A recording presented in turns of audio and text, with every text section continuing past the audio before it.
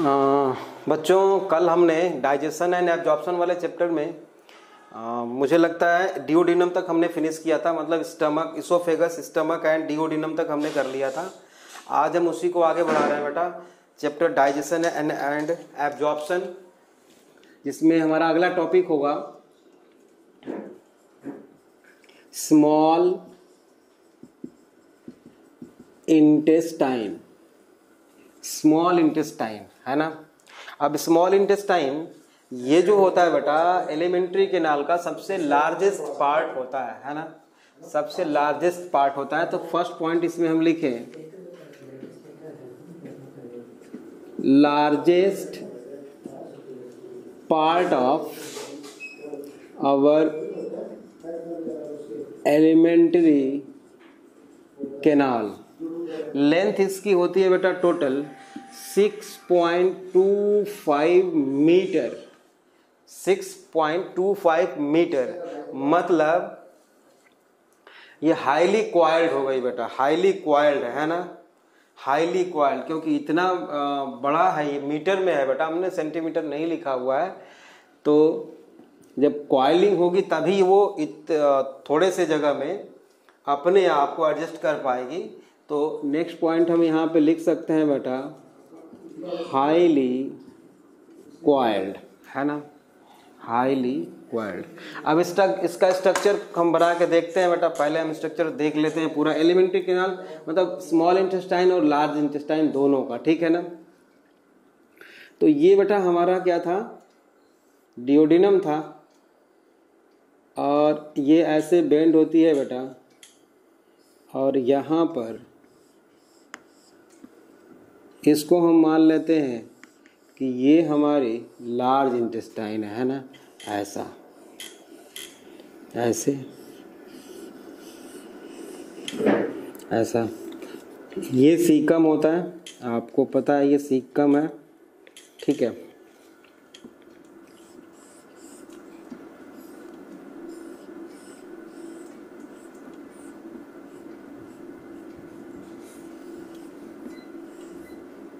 ये इस तरह से कुछ होता है बेटा। ये है स्मॉल इंटेस्टाइन का पार्ट, जिसको हम नाम दे रहे थे बेटा क्या, डुओडेनम था ये। और ये है बेटा, ये जे शेप्ड, ये है जेजुनम, जेजुनम है बेटा ये, ठीक है। और यहाँ पे इसकी क्वाइलिंग खूब हो जाती है बेटा, मतलब हम इसको ऐसे ऐसे दिखा दे रहे हैं आपको समझाने के लिए, ऐसे ऐसे कि ये हाईली क्वाइल्ड है ना। यहाँ पे ये हाईली क्वाइल्ड है बेटा, और यहाँ पे ऐसे ओपन हो रही है, यहाँ पे ये ऐसे ओपन हो रही है। तो ये जो क्वाइलिंग है इंटेस्टाइन की, स्मॉल इंटेस्टाइन की, इसको हम बोलते हैं बेटा इलियम। इलियम। तो डिओडिनम, इलियम प्लस जेजुनम, इनको मिला के हम क्या बोलते हैं बेटा, स्मॉल इंटेस्टाइन। Small intestine. अब इसका हमने डायग्राम बनाया है, तो लार्ज इंटेस्टाइन का भी डायग्राम देख लेते हैं, इसको भी लेबलिंग कर लेते हैं। Small intestine open into large intestine through ileocaecal opening. ये जो है बेटा, ये जो है लार्ज इंटेस्टाइन का पार्ट है, जिसको हम बोलते हैं सीकम, CAECUM, सीकम, ठीक है ना। और ये है इलियम, ये पूरा इलियम है। तो इस ओपनिंग को हम बोलेंगे बेटा क्या, इलियोसिकल ओपनिंग, ठीक बात है, इलियोसिकल ओपनिंग। और यहाँ पे जो स्फिंक्टर पाया जाएगा बेटा, उसको हम नाम देंगे क्या, इलियोसिकल स्फिंक्टर, ठीक है ना। इसका नाम है बेटा इलियोसिकल स्फिंक्टर, ठीक बात है, बहुत आसान है। ये इलियम है और सीकम है, दोनों को मिला के हमने नाम रख दिया, याद रहेगा नाम। अच्छा, ये है सीकम बेटा, देखो duodenum, jejunum, ileum, ileocaecal opening, ठीक है ना, provided with ileocaecal sphincter, ileum open into caecum. और सीकम में बेटा एक और हैंगिंग ऑर्गन होता है एक इस तरह से, है ना, जिसको हम क्या नाम देते हैं, 9th-10th में पढ़ा था आप लोगों ने, इसको बोलते हैं बेटा वर्मीफॉर्म अपेंडिक्स। इस अपेंडिक्स का फंक्शन क्या है बेटा? अभी तो ये वेस्टिजियल है, पहले क्या था बेटा, कैटल्स के जैसे हम भी बिना बॉयल्ड किए हुए फूड को खा लेते थे, जिसमें कि सेलुलोज को डाइजेस्ट करने की जरूरत पड़ती थी। मतलब पहले हम सेलुलोज को डाइजेस्ट कर सकते थे क्योंकि हमारे पास सेलुलेज एंजाइम था, और वो सेलुलेज एंजाइम बनाता कौन था बेटा? Bacteria which present in this part. ठीक है, कुछ बैक्टीरिया थे जिसमें जो सेलुलेज एंजाइम का सेक्रीशन करते थे बेटा, और सेलुलेज एंजाइम सेलुलोज को डाइजेस्ट कर देता था। अभी हम जब बॉइल्ड करके खाने लगे बेटा, तो क्या हुआ, उसकी रिक्वायरमेंट खत्म हो गई, है ना, सेलुलोज को डाइजेस्ट करने की बहुत जरूरत नहीं है, तो वो ये ऑर्गन धीरे धीरे रिड्यूस हो गया। आज भी ये कैटल में बहुत बड़ा होता है ना, इसकी कोई रिक्वायरमेंट है ही नहीं, ये वेस्टिजियल है, वर्मीफॉर्म अपेंडिक्स। अगर मान लो इसमें कोई इन्फेक्शन हो गया, आप सोचो अगर इसमें कोई इन्फेक्शन हो गया, किसी तरह से बैक्टीरिया या कुछ भी आ गया, तो यहाँ पे पेन होगी बेटा, बार बार पेन होगी। मेडिसिन देने के बाद भी ये जल्दी कंट्रोल नहीं होगा, क्योंकि देखो बेटा इसमें जाने का तो रास्ता है लेकिन निकलने का कुछ है नहीं। ठीक बात है ना? तो उस डिजीज को बोलते क्या है हम, जब इन्फेक्शन हो जाए बेटा अपेंडिक्स में, तो क्या बोलते हैं? अपेंडिसाइटिस, है ना, अपेंडिसाइटिस, इन्फेक्शन इन अपेंडिक्स, उसको हम बोलते हैं अपेंडिसाइटिस। ठीक है, अब इसके बाद है बेटा, ये देख रहे हो जो पार्ट लार्ज इंटेस्टाइन का पार्ट है, इसको बोलते हैं हम असेंडिंग कोलोन, है ना, मतलब ये कोलोन है, ये भी कोलोन है, ये भी कोलोन है। इसको बोलेंगे बेटा यहाँ से सीकम से लेके और यहाँ तक के पार्ट को, ये राइट पार्ट है बेटा बॉडी का, है ना, असेंडिंग कोलोन, असेंडिंग कोलोन। ठीक है, और यहाँ से लेके यहाँ तक है बेटा ट्रांसवर्स कोलोन, ट्रांसवर्स कोलोन, और यहाँ से लेके यहाँ तक क्या है बेटा, ये डिसेंडिंग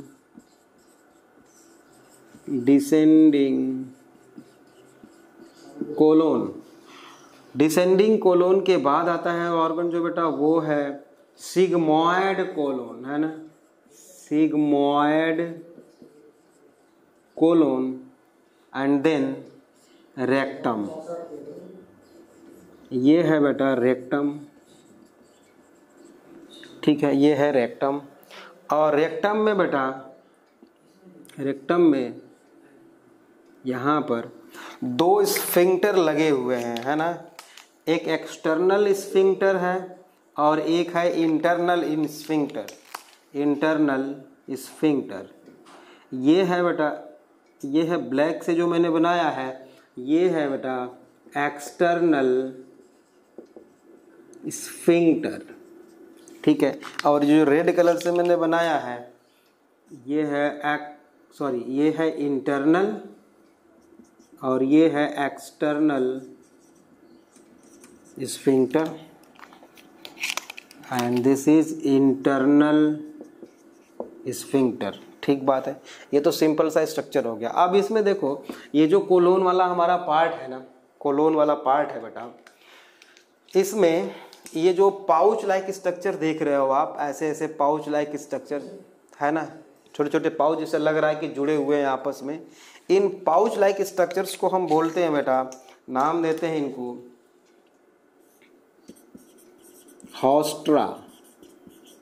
ठीक है ना, हॉस्ट्रा, ध्यान देना ये कोलोन में ही पाया जाता है ना, हॉस्ट्रा, पाउच लाइक स्ट्रक्चर, पाउच है ये। अच्छा, इन पाउच लाइक स्ट्रक्चर्स को 3 बैंड होते हैं जो इनको जोड़ के रखते हैं, है ना, मतलब अगर आप ऐसे समझो कि एक बड़ी सी ट्यूबुलर स्ट्रक्चर है, कोई ऐसे ट्यूब है, ऐसे ट्यूब है, ये ट्यूब है मान लो, तो एक यहाँ पे लाइन हो, एक यहाँ पे हो और एक यहाँ पे हो, मतलब 1 2 एंड 3। अब 3 डायमेंशनल में ये तीनों दिखेंगे। फ्लैट सरफेस पे तो हम एक ही दिखा सकते हैं, है ना। मतलब पिलो को आप समझो कि तकिए को हम एक रस्सी से बांध दें ऐसे, तो वो रस्सी तो नहीं दिखाई देगी, बल्कि हमको लगेगा कि ये 2 पार्ट हो गया इसका। उसी तरह से 3 बैंड होते हैं बेटा, है ना। उनको हम बोलते हैं बेटा, उन बैंड्स को बोलते हैं, मतलब एक बैंड तो हम ऐसे दिखा दें आपको, ऐसे एक बैंड दिखा देता हूं मैं ऐसे, ठीक है। एक इसको बोलते हैं बेटा taeniae coli, TAENIAECOLI, taeniae coli, ठीक बात है। हॉस्टा आपको समझ में आ गया, ठीक है। इंटरनल स्फिंक्टर और एक्सटर्नल स्फिंक्टर समझ में आ गया आपको। अच्छा एक चीज और है, इंटरनल स्फिंक्टर जो होता है बेटा वो बना होता है स्मूथ मसल्स का, मतलब जो हमारे कंट्रोल में काम नहीं करती, और एक्सटर्नल स्फिंक्टर जो है वो स्केलेटल मसल्स का बना होता है जो हमारे अंडर कंट्रोल काम करती हैं, ठीक है ना। तो यहाँ पे लिख देते हैं, इसको लिख देते हैं ताकि याद रहेगा आपको। Internal sphincter made by smooth muscles, और एक्सटर्नल स्फिंक्टर किसका बना होता है बेटा, मैंने बोला अभी, स्केलेटल मसल्स का बना होता है। तो ये तो सिंपल स्ट्रक्चर हो गया जो आपको 10th में और 8th में भी थोड़ा बहुत देखा होगा, मतलब कई बार इसको आप लोगों ने पहले देखा है। स्मॉल इंटेस्टाइन का मेन पार्ट आपको समझ में आ गया कि डियोडिनम होता है, इलियम होता है और जेजुनम होता है, ठीक बात है, ओके। हम इसी को थोड़ा दूसरे तरीके से लिख लेते हैं, इसको मैं इरेज कर देता हूं बेटा। स्मॉल इंटेस्टाइन के 3 पार्ट होते हैं, इसको लिख लेते हैं थोड़ा थोड़ा। फर्स्ट पार्ट को हम बोलते हैं बेटा डियोडिनम, फर्स्ट पार्ट को क्या बोलते हैं, डियोडिनम। सेकेंड पार्ट होता है बेटा वो क्या होता है, जेजुनम, जो जे शेप्ड था, आपने देखा था जे शेप्ड था, हमने डायग्राम में अभी देखा था। डियोडिनम सी शेप्ड या यू शेप्ड बोल सकते हैं इसको, ठीक है। और तीसरा पार्ट होता है बेटा, तीसरा पार्ट होता है इलियम, ठीक है ना, इलियम। अब डियोडिनम जो होता है बेटा, ये इसकी लेंथ होती है 25 सेंटीमीटर लॉन्ग, ये 25 सेंटीमीटर होता है इसकी लेंथ, है ना। सी शेप्ड या यू शेप्ड, सी और इसको हम बोल सकते हैं, ऐसे देखा जाए तो यू शेप्ड होगा या सी शेप्ड होगा, यू को ऐसे बेंड कर दिया जाए तो सी और यू शेप्ड। डायामीटर इसका होता है बेटा 5 सेंटीमीटर। इसमें ब्रूनर्स ग्लैंड पाई जाती हैं, आप जानते हो, कल मैंने बात की थी आपसे, है ना। इसमें क्या पाई जाती हैं बेटा, ब्रूनर्स ग्लैंड, और म्यूकोसा में पाई जाती हैं कि सब म्यूकोसा में पाई जाती हैं, वो तो अभी हम लोग देखने वाले हैं। इसमें बेटा ब्रूनर्स ग्लैंड्स पाई जाती हैं, जो क्या सेक्रेट करती हैं बेटा, अगर ये आपको याद हो तो, म्यूकस। क्या सेक्रेट करती हैं, म्यूकस सेक्रेट करती हैं। जो जेजुनम होता है बेटा, जेजुनम की लेंथ होगी बेटा 2.5 मीटर, है ना। Length of jejunum is 2.5 metre, not a centimetre. ये बात याद रखो, जेजुनम बड़ा है किससे बेटा, डियोडिनम से जेजुनम बड़ा है 2.5 मीटर। डायामीटर कितना होगा बेटा, डायामीटर 4 सेंटीमीटर।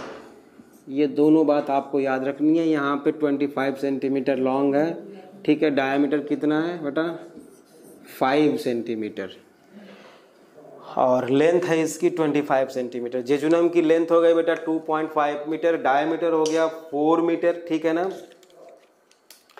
और क्या है बेटा इसकी खास बात जेजुनम की, मोर पिंकिश, ठीक है, मोर वैस्कुलर मतलब ब्लड वेसल्स बहुत ज़्यादा होती हैं जेजुनम में, डियोडिनम में थोड़ी कम होती है, इसमें ज़्यादा होती है। क्यों? क्योंकि मैक्सिमम एब्जॉर्प्शन जेजुनम में होता है। ठीक है ना बेटा? तो यहाँ पे हम लिख देंगे मैक्सिमम एब्जॉर्प्शन अकर इन जेजुनम सबसे ज़्यादा। वाटर जो है बेटा बहुत फास्ट एब्जॉर्ब होता है जेजुनम में, लेकिन मैक्सिमम एब्जॉर्ब होता है कहाँ पे? लार्ज इंटेस्टाइन में। लेकिन यहाँ पे फास्ट एब्जॉर्प्शन होता है। मैक्सिमम न्यूट्रिएंट्स का एब्जॉर्प्शन जो होता है वो जेजुनम में होता है। ये भी बात याद रखनी है, मैंने लिख भी दिया है आपको। Maximum absorption occur in jejunum part of the small intestine. ठीक बात है। अच्छा, अब जो है इलियम का जो लेंथ होता है बेटा, इलियम का जो लेंथ होता है वो होता है 3.5 मीटर, और जो डायामीटर होता है बेटा वो होता है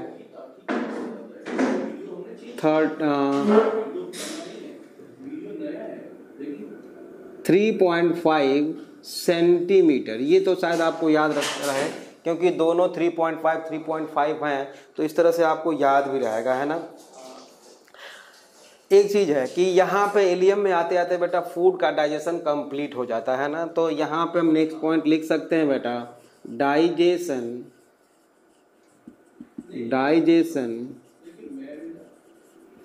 कंप्लीटेड इन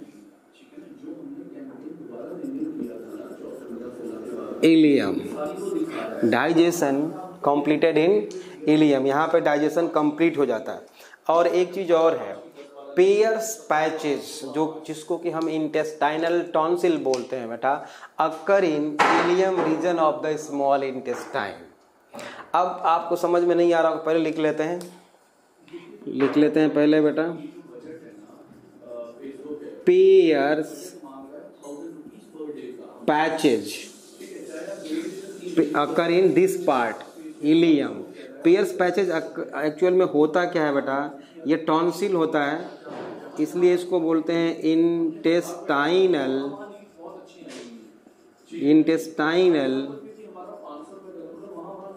टॉन्सिल।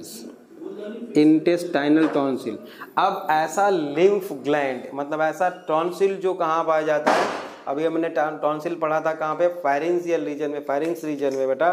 और यहाँ अगर जो टॉन्सिल है इंटेस्टाइन में, उसको हम क्या बोल रहे हैं, इंटेस्टाइनल टॉन्सिल। काम क्या होगा, टॉन्सिल है तो जो टॉन्सिल का जो फंक्शन वहां पे था वही फंक्शन यहाँ भी होगा कि नहीं? अलग तो होगा नहीं, मतलब इम्यूनोग्लोबिन का सिक्रीशन ये करता है, और WBC को मैच्योर भी करता है ना, WBC को मैच्योर भी करता है। WBC बनते कहीं और है, मैच्योर कहीं और होते हैं।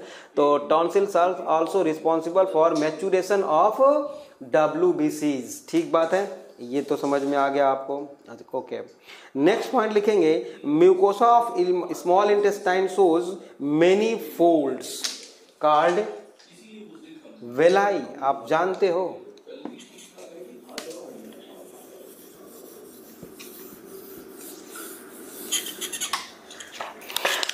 नेक्स्ट पॉइंट लिखेंगे बेटा, म्यूकोसा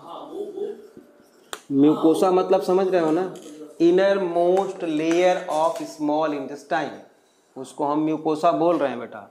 लिखो, mucosa of small intestine shows SHOW shows many folds called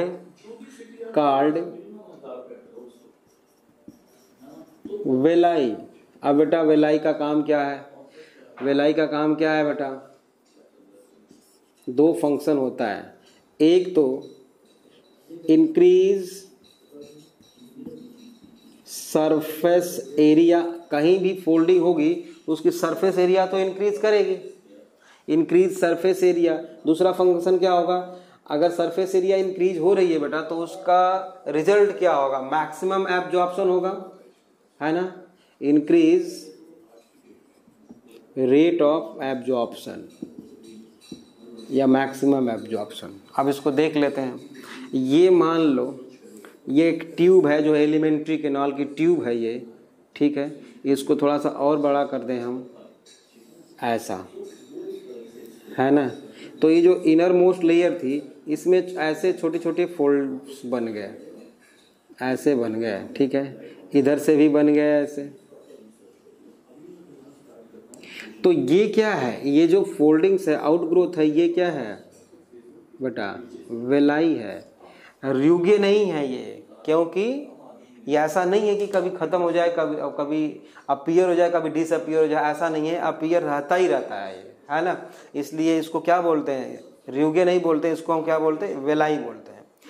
इसका हम लोग स्ट्रक्चर एक बार इस चैप्टर के लास्ट में जब हम एब्जॉर्प्शन पढ़ रहे होंगे उस टाइम पे बना के और अच्छी तरह से दिखाएंगे। बट यहाँ पे एक चीज़ हम आपको बताना चाहते हैं कि अगर इसको हम बड़ा करके देखें बेटा, थोड़ा सा अगर बड़ा करके देखें तो ऐसा है, मान लो ये जो है इंटेस्टाइन की वॉल है, मतलब ये बाहर सेरोसा है, इसके बाद मस्कुलरीज है, इसके बाद सब म्यूकोसा है, इसके बाद ये म्यूकोसा की जो लेयर है वो फोल्ड हो गई है और इसने वेलाई बनाया हुआ है। वेलाई में बेटा जो सेल्स पाए जाते हैं ना, देखना इधर, ये जो सेल्स हैं बेटा वो कॉलमनर एपिथेलियल सेल्स हैं, कॉलमनर एपिथेलियल सेल्स हैं। ये इनको क्या बोलते हैं बेटा, columnar epithelial cells.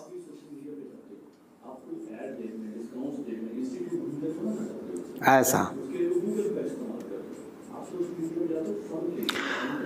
Columnar epithelial cell से बना हुआ है। और इनके ऊपर जो ये जो फोल्डिंग्स देख रहे हो आप, ये जो मैंने फोल्डिंग बनाया हुआ है, मतलब ये तो फोल्डिंग है, ये तो म्यूकोसा की फोल्डिंग है। लेकिन ये म्यूकोसा म्यूकोसा की फोल्डिंग ने क्या बना है, वेलाई। मतलब दिस आउटग्रोथ इज कॉल्ड, अगर ये नहीं होता तो इसको हम नहीं बोलते, अगर आउटग्रोथ है this outgrowth is called villi, and this folding on the cells of villi is called microvilli। और यही क्या बना रहे हैं बेटा, ब्रश बॉर्डर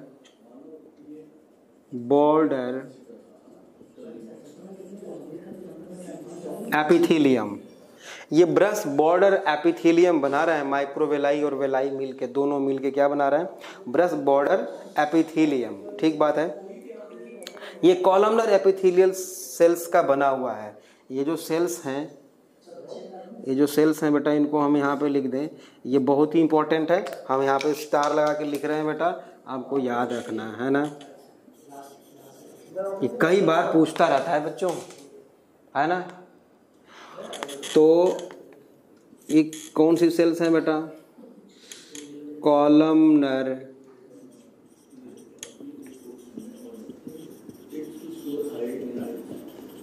एपिथेलियम या कॉलमनर एपिथेलियल सेल्स, कॉलम के जैसा। ठीक बात है, ये याद रखो। माइक्रोवेलाई और वेलाई आपको समझ में आ गया। इंटेस्टाइन, स्मॉल इंटेस्टाइन में ये पाया जाता है। रेट ऑफ एब्जॉर्प्शन को बढ़ाता है बेटा, सरफेस एरिया को बढ़ाता है, ये बात समझ में आ गई। नेक्स्ट पॉइंट लिखिए, वैसे लिख लो, इसी को मैं बोल देता हूँ, एक बार लिख लो। It is a made up of villi के बारे में है, सॉरी स्मॉल इंटेस्टाइन के बारे में। It is made up of brush border in bracket microvilli, brush border in bracket microvilli bracket close, columnar epithelium. Therefore, due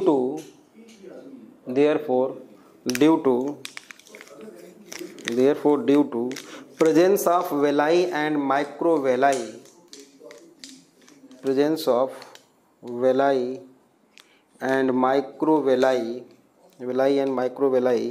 the surface area of small intestine the surface area of small intestine greatly increase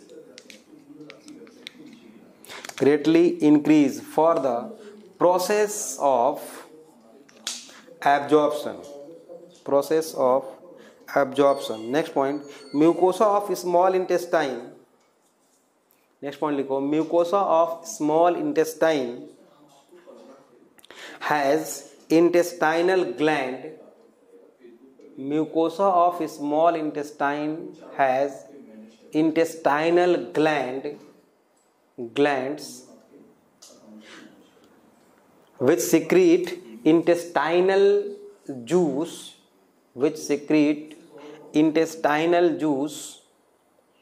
called succus entericus.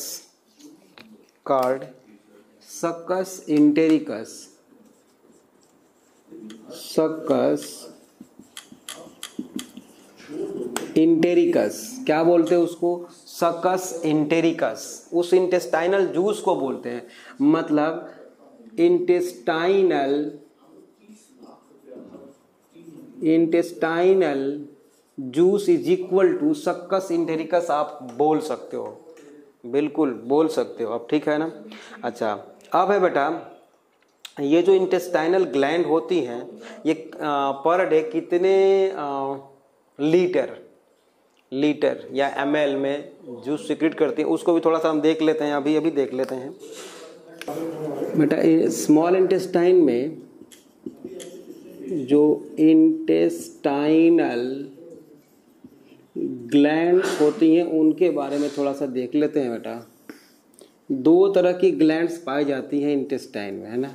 2 type of glands found in intestinal region. ठीक है. पहला है बेटा, पहला जो है उसको हम बोलते हैं crypts of Lieberkuhn. Crypts of Lieberkuhn, ठीक है ना. ये नाम है ना, साइंटिस्ट का नाम था, उसी के नाम पे रख दिया गया, क्रिप्ट्स ऑफ लाइबर कोअन. दूसरा है बेटा जो ग्लैंड है वो आप बहुत पहले से जानते हो, है ना, ब्रूनर्स ग्लैंड. दूसरा है ब्रूनर्स ग्लैंड. ये ब्रूनर्स ग्लैंड आप जानते हो कि क्या सेक्रेट करती हैं, पहले से जानते हो, सेक्रेट म्यूकस. ठीक है. और ये क्या सेक्रेट करेंगी? बहुत सारे एंजाइम सेक्रेट करेंगी. ये दोनों का लोकेशन होता कहाँ है पहले ये तो देख लेते हैं. वो तो आप जानते हो कहाँ पे हो, है डिओडिनम में. और ये जो है बेटा occur in base of the वेलाई. मतलब ये हो गया बेटे कि अगर ये सेरोसा है, उसके बाद मस्कुलरीज है, फिर है सब म्यूकोसा, और सबसे इनर मोस्ट लेयर क्या है बेटा? म्यूकोसा, जिसकी फोल्डिंग हो गई है और इसने क्या बना लिया है, ऐसे इसने बना लिया है बेटा, इसने बना लिया है क्या? वेलाई.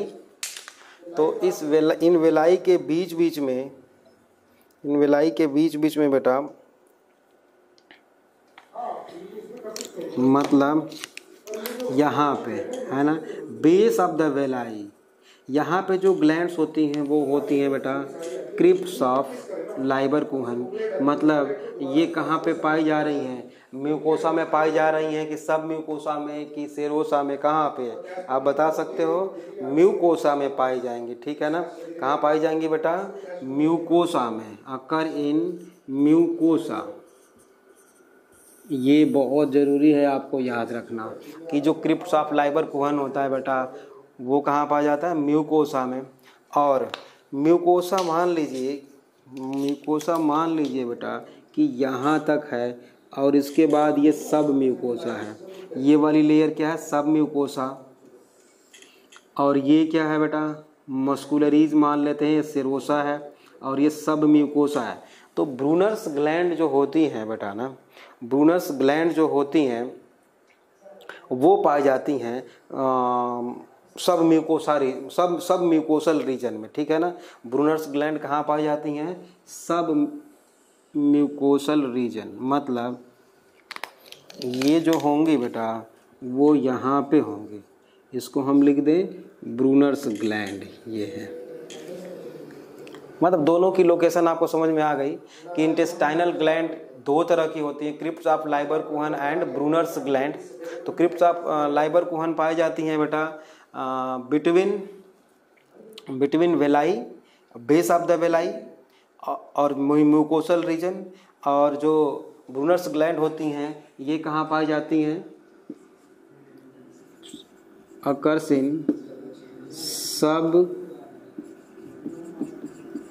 म्यूकोसा, सब म्यूकोसल रीजन। ये बहुत इंपॉर्टेंट है, ये इस चीज़ को आपको याद ही रखना पड़ेगा, ठीक है ना, ज़बरदस्ती याद रखना पड़ेगा, ठीक है। ब्रूनर्स ग्लैंड को आप जानते हैं पहले से कि डियोडिनम में पाई जाती है बेटा, और ये दोनों मिल के जो सेक्रेट करते हैं, दोनों मिल के जो सेक्रेट करते हैं उनको हम एक साथ बोल सकते हैं इंटेस्टाइनल जूस और succus entericus secrete 2 to 3 litre, इसमें भी है बेटा 2 to 3 लीटर पर डे। ये जो दोनों मिल के ये सारा क्या सेक्रेट कर रहे हैं बेटा, सभी बोल रहे हैं हम इंटेस्टाइनल जूस, और इसी को हम बोलते हैं बेटा succus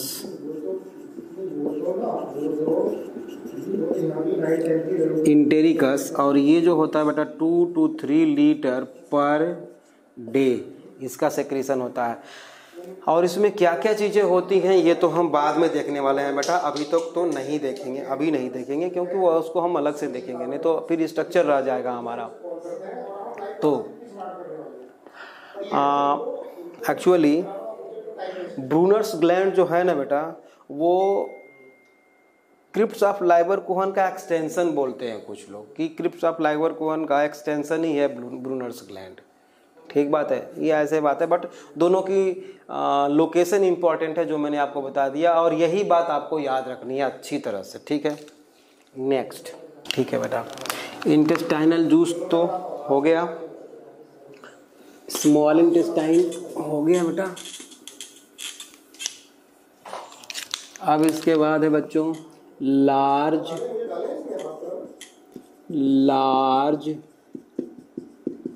intestine, large intestine.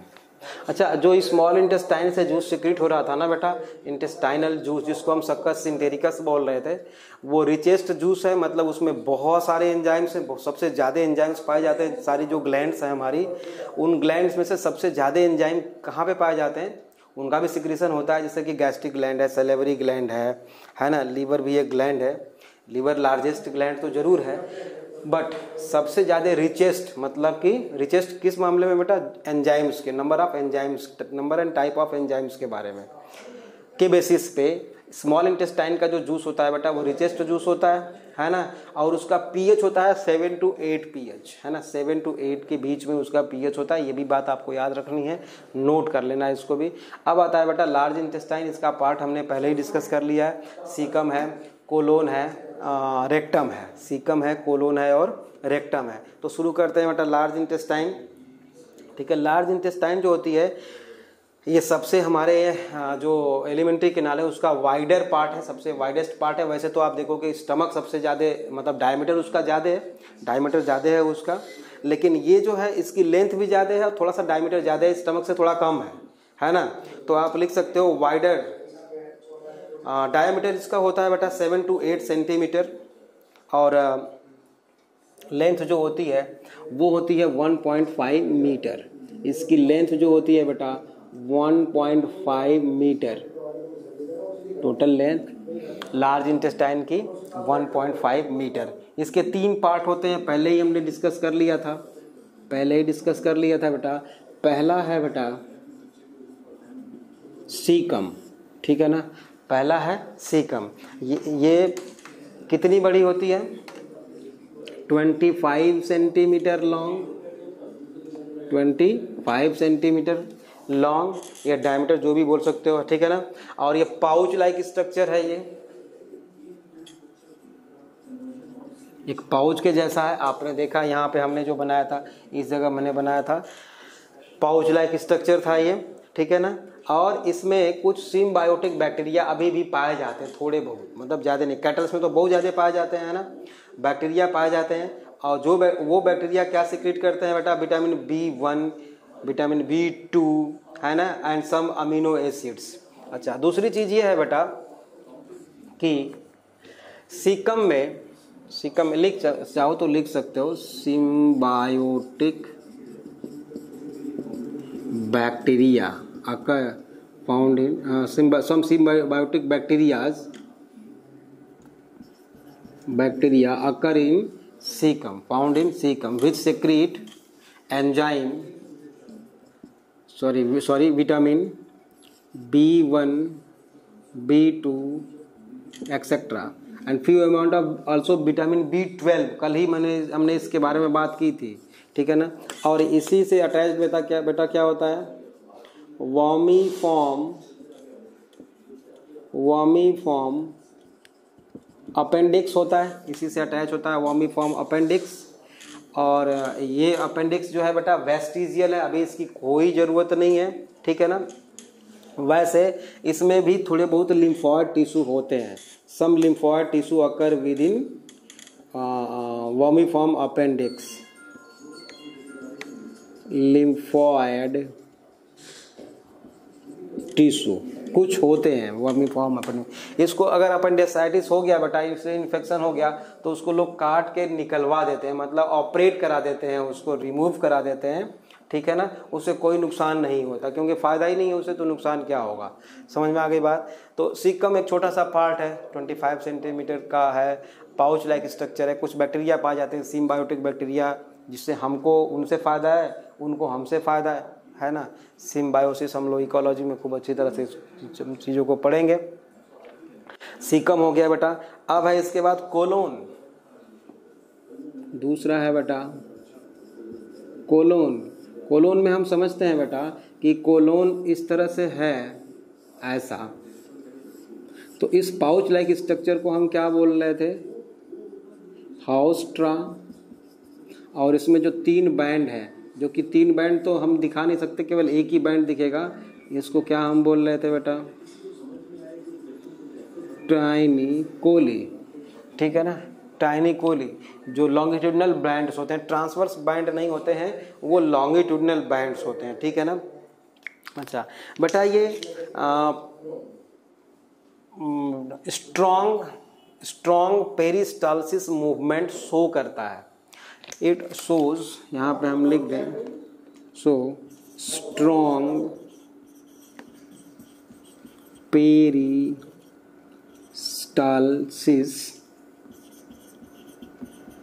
Movement, peristalsis movement show करता है बेटा, स्ट्रॉन्ग पेरिस्टालसिस मूवमेंट, ठीक है। अच्छा, ये टाइनी कोली जो 3 बैंड्स होते हैं, ये आप लिख लेना, 3 लॉन्गिट्यूडनल बैंड्स, ये भी बात है, लॉन्गिट्यूडिनल बैंड्स, 3 लॉन्गिट्यूडनल बैंड्स याद रखना बस। तो ये बहुत ज़्यादा पेरिस्टालसिस मूवमेंट शो करता है, जिससे बेटा फूड को आगे पास किया जाता है। वैसे मैंने कल बताया था कि पेरिस्टालसिस मूवमेंट जो होती है पूरे एलिमेंट्री कैनाल में होती है। आप लोगों ने अभी तक तो सुना होगा कि केवल इसोफेगस में होता है, बट आज समझ लो कि पूरे एलिमेंट्री कैनाल में पेरिस्टालसिस मूवमेंट चलती रहती है, ठीक है ना। ओके, यहाँ तक तुमको समझ में आ गया। अब है बेटा रेक्टम। रेक्टम है बेटा, रेक्टम के बारे में हम बोले तो रेक्टम भी कितना बड़ा होता है बेटा, 25 centimetre long, pouch like structure है ना। और काम क्या है बेटा, टेम्पररी स्टोरेज ऑफ अनडाइजेस्टेड जो डाइजेस्ट नहीं हो पाया है ना, जिसको हम डाइजेस्ट नहीं कर सकते, मतलब रॉ मटेरियल, बेकार की चीज़ है, ठीक है ना।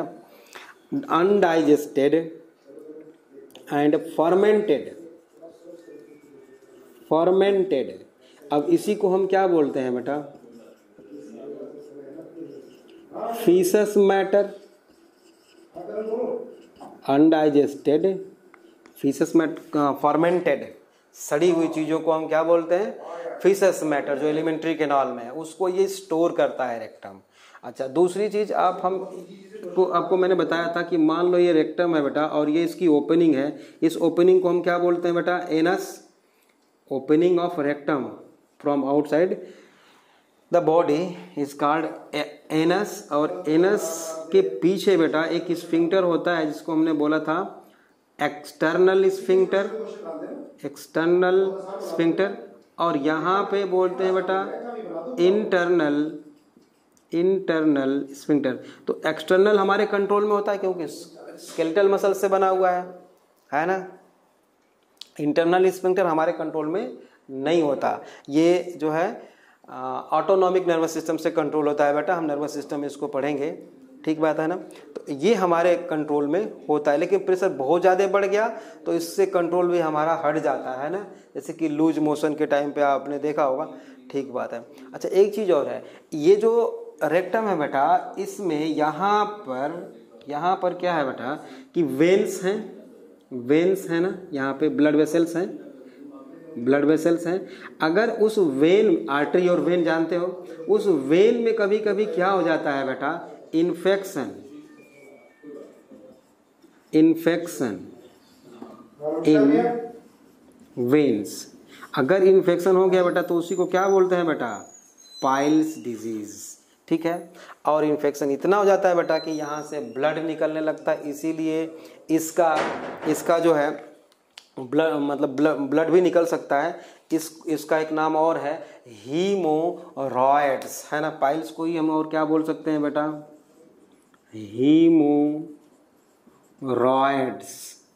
हीमोरॉयड्स।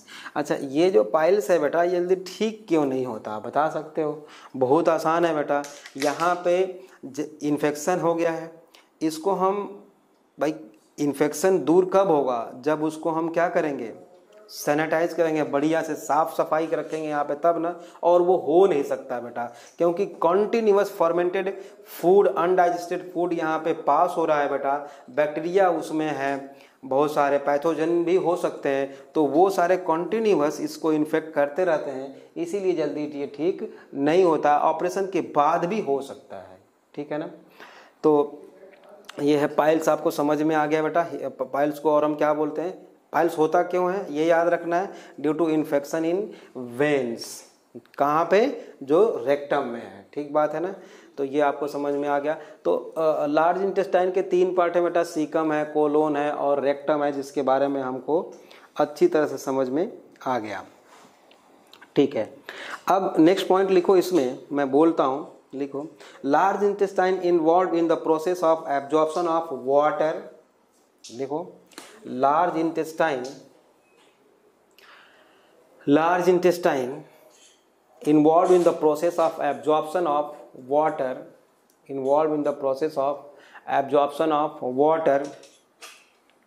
vitamins, minerals, वैसे मैक्सिमम एब्जॉर्प्शन अगर कोई पूछे तो क्या बोलोगे, स्मॉल इंटेस्टाइन में। और स्मॉल इंटेस्टाइन में भी सबसे ज़्यादा एब्जॉर्प्शन, मैक्सिमम एब्जॉर्प्शन कहाँ होता है, जेजुनम में होता है, ठीक बात है, जेजुनम में होता है।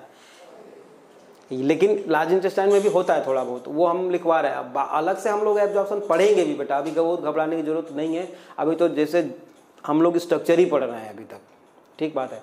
तो क्या लिखा आपने, absorption of water, vitamin, minerals to concentrate the undigested food, to concentrate the undigested food, comma, to pass this food by peristalsis movement,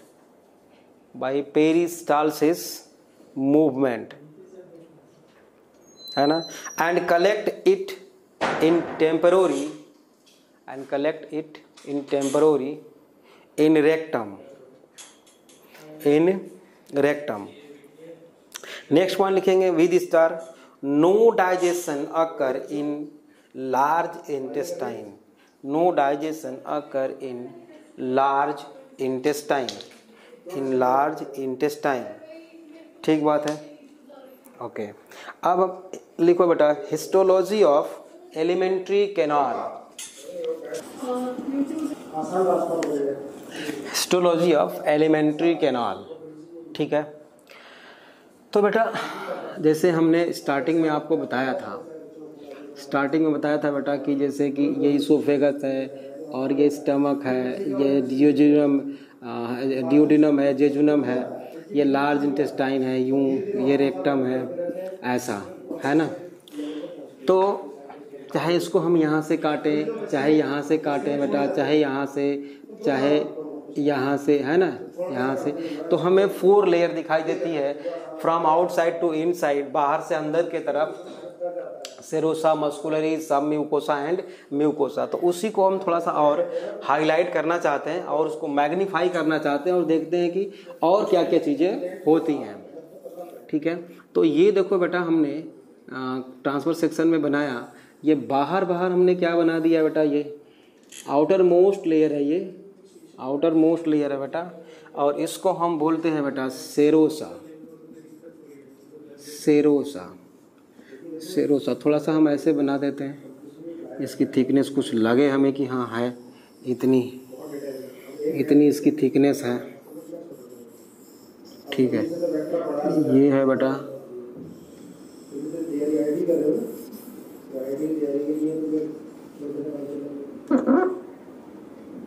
this is serosa.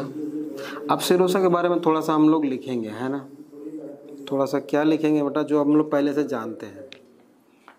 ठीक है, सेरोसा इज, अच्छा सेरोसा का एक नाम और है बेटा, इसको हम बोल सकते हैं विसरल पेरिटोनियम।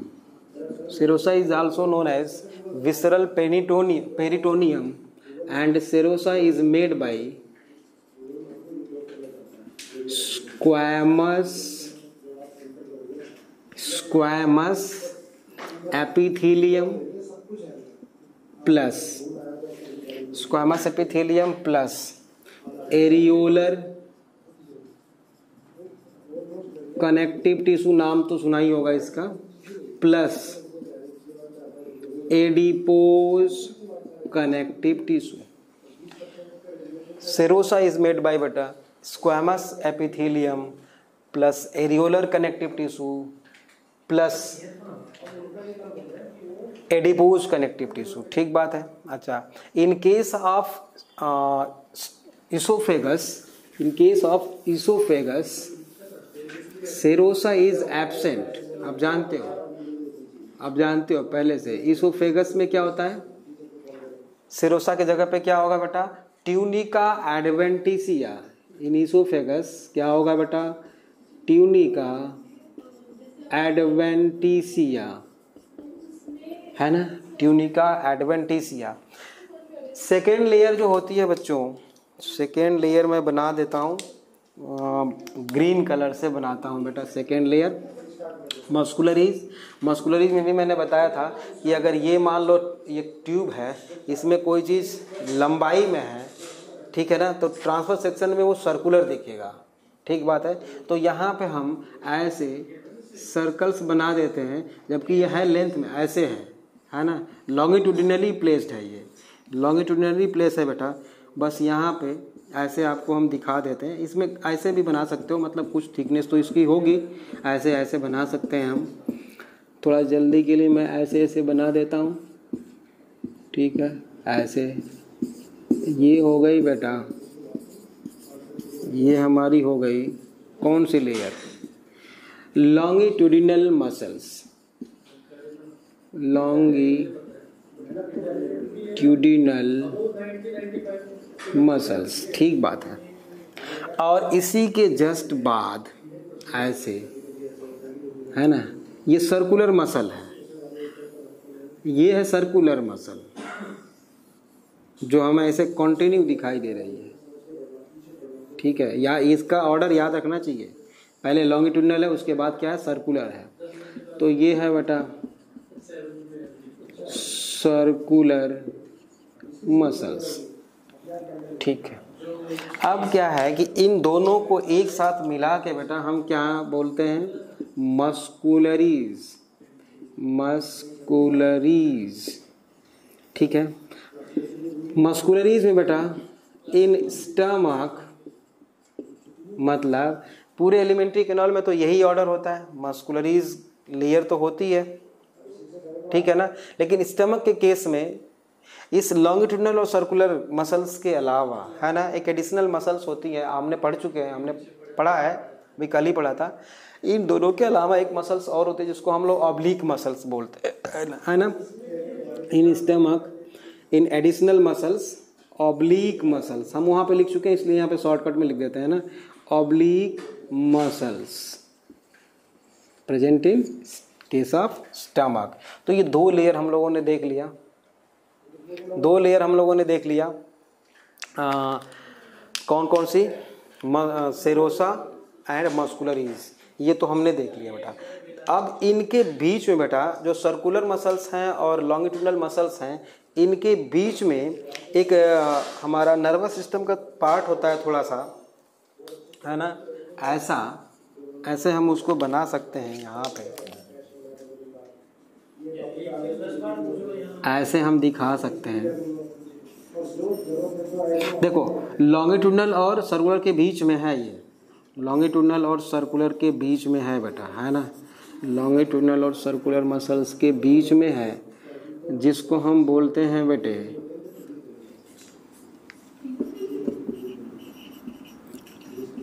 अर्बैच प्लेक्सस।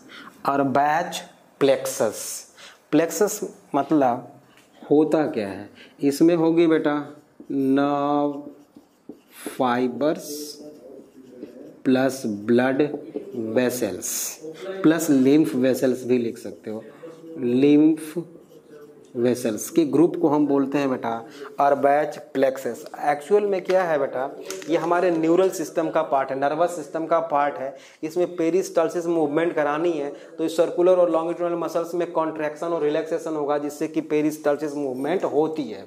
इस मसल्स का यही काम है बेटा, है ना। पूरे एलिमेंट्री कैनाल में जो पेरिस्टाल्सिस मूवमेंट होती है वही कराता है। तो इनको ऑर्डर कौन देगा बेटा, ऑटोनॉमिक नर्वस सिस्टम किसके थ्रू देगा, नर्व्स के थ्रू देगा, न्यूरॉन्स के थ्रू देगा, वही तो है अर्बैच प्लेक्सस। मतलब एक सिस्टम है, नर्वस सिस्टम है, ये एक फाइबर्स हैं जो कहाँ पे है बेटा, between longitudinal and circular muscles. इस अर्बैच प्लेक्सस का एक और नाम है बेटा मेजेंटेरिक प्लेक्सस। आप ये भी याद रख सकते हो चाहो तो, मेजेंटेरिक प्लेक्सस।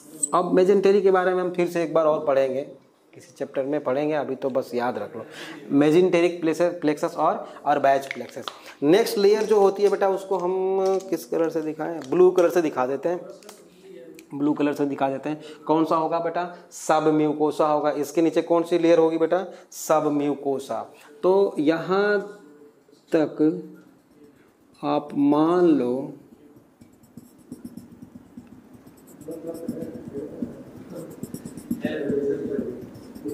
ये यहाँ से लेके बेटा और यहाँ तक का जो लेयर है वो है, यहाँ पे मैं बना देता हूँ सब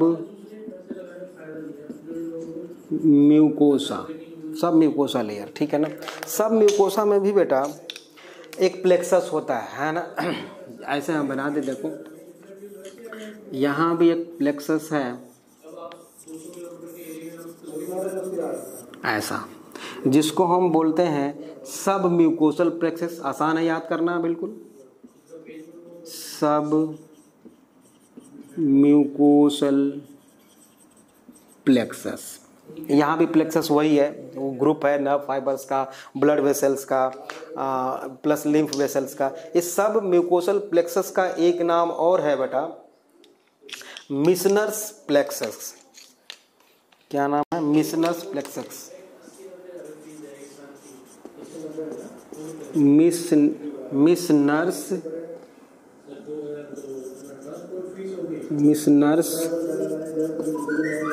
प्लेक्सस, है ना, एक नाम और है सब म्यूकोसल प्लेक्सस। अगर आपको आ जाए कि ये Meissner's plexus occur in between longitudinal and circular muscles in mucosa, in serosa, in submucosa, तो आंसर क्या होगा बेटा, इन सब म्यूकोसल रीजन। ठीक बात है। ये 3 लेयर तो हम लोगों ने अच्छी तरह से देख लिया, इसमें कोई डाउट नहीं है, बहुत आसान है बेटा, कोई इसमें टफ काम है ही नहीं। ठीक है, अब हमारा आता है बेटा इनर मोस्ट लेयर, जिसको हम क्या बोलते हैं बेटा, म्यूकोसा। इनर मोस्ट लेयर को हम क्या बोलते हैं, म्यूकोसा। मैं इसको ब्लैक से बनाता हूँ, चलो। ये म्यूकोसा ऐसे ऐसे फोल्डिंग है बेटा, यहाँ पे ऐसे ऐसे फोल्डिंग है, ऐसा मतलब यहाँ से लेके और यहाँ तक ये क्या है बेटा,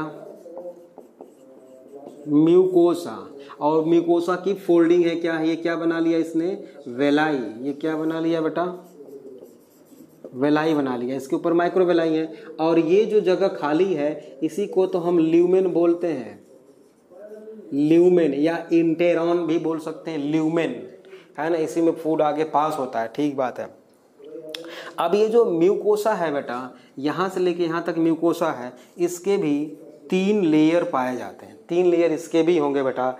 आउटर जो होता है, आउटर या इनर, सबसे इनर मतलब यहाँ से मैं शुरू करता हूँ, यहाँ पे 1 लिख देता हूँ, यहाँ पे 2 लिख देता हूँ, यहाँ पे 3 लिख देता हूँ, आसानी समझ में आ गया। ये पहला जो है बेटा इनर लेयर है, दूसरा होगा उसको हम मिडिल लेयर बोलेंगे, और तीसरा जो होगा ये दूसरा है, और ये जो तीसरा होगा बेटा उसको आउटर। आउटर को मतलब यहाँ नहीं, म्यूकोसा का आउटर लेयर। ठीक है ना। तो इनर मोस्ट लेयर को हम बोलते हैं बेटा कि ये किसकी बनी होती है, एपिथीलियम की। किसकी, एपिथीलियम की, या made by epithelial tissue, epithelial tissue. ठीक है ना। और यही जो है बेटा एपिथीलियम जो यहाँ पे है, इनर मोस्ट लेयर है, स्टमक में गैस्ट्रिक ग्लैंड बनाएगी और इंटेस्टाइन में सक्कस इंटेरिकस बनाएगी। चाहो तो आप लिख सकते हो इन स्टमक ये क्या बना रही है बेटा, गैस्ट्रिक ग्लैंड बनाएगी, गैस्ट्रिक ग्लैंड बनाती है यही एपिथीलियम। और इन स्मॉल इंटेस्टाइन ये क्या बनाएगी बेटा, क्रिप्ट्स ऑफ लाइबर कोहन या इंटेस्टाइनल ग्लैंड, कुछ भी लिख लो, इंटेस्टाइनल ग्लैंड। ठीक बात है। मिडिल लेयर बहुत इंपॉर्टेंट है बेटा, इसका नाम बहुत इंपॉर्टेंट है, इसको हम बोलते हैं लैमिना प्रोप्रिया, है ना, लैमिना प्रोप्रिया, ये मिडिल लेयर का नाम है बेटा लैमिना प्रोप्रिया। एक्चुअली ये होता क्या है, group of blood vessels, connective tissue and lymphoid tissue. ठीक है ना, उसको हम क्या बोलते हैं, lamina propria, middle layer of mucosa.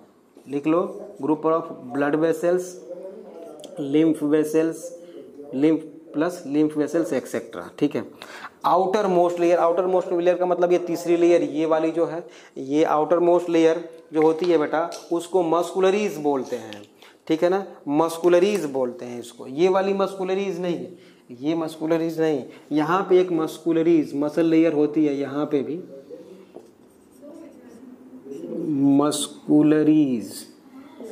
और मस्कुलरीज में भी बेटा इसमें भी आउटर और इनर होता है, मतलब इसमें भी आउटर लॉन्गिट्यूडिनल मसल्स और इनर सर्कुलर मसल्स। मतलब वैरायटी ऑफ टिश्यू का कौन बना है, म्यूकोसा बना है बेटा, म्यूकोसा बना है। ठीक है ना। तो इनर सर्कुलर मसल्स और आउटर लॉन्गिट्यूडिनल मसल्स, मतलब ये तीसरी लेयर है। यहाँ की बात कर, आउटर मत लिख देता हूँ भाई, कंफ्यूज मत हो जाना। ये आउटर है और ये क्या है, इनर है। सर्कुलर इनर का मतलब कि पहले इधर से अंदर से बाहर की तरफ चलेंगे तो पहले सर्कुलर आएगी, उसके बाद लॉन्गिट्यूडिनल आएगी। ठीक बात है। तो ये तो हो गया बेटा क्या, हिस्टोलॉजी ऑफ एलिमेंट्री कैनाल। ठीक है बेटा, आज तक के लिए इतना ही, बाकी का आगे हम कल देखेंगे। Okay, thank you.